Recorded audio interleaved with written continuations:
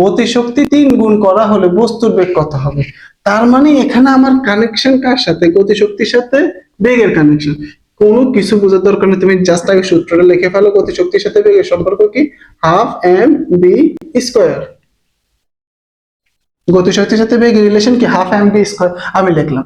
এখন বলছে কি আমরা এটাকে শর্টকাট ওয়েতে করবো। শর্টকাট ওয়ে একদম নর্মাল, কোনো কিছুই না। দেখো আমি এখানে যখন কাজ করবো, আমি কনস্ট্যান্ট নিয়ে, এটা তো কনস্ট্যান্ট, এটা নিয়ে আমি কোনো কাজ করবো না। এটা টোটালি আমাদের আমাদের যে চিন্তার বাইরে থাকবে। শর্টকাটটা কিভাবে দেখাচ্ছে দেখো, গতিশক্তি 9 গুণ হয়েছে, তার মানে এই গতিশক্তি কত গুণ হয়ে গেল? 9 গুণ হয়ে গেল। গতিশক্তিকে তুমি 9 লিখে ফেলছো, হ্যাঁ লিখে ফেলছি আমি। বস্তুর বেগ কত হবে? এই বেগ, বেগ কি বি স্কোয়ার কিনা? বি স্কোয়ার কিনা বলো? তাহলে এই বি স্কোয়ার না, তাহলে আমি এখানে লিখতে পারি বি স্কোয়ার ইকুয়াল 9। তাহলে বি ইকুয়াল কি 3 হবে না?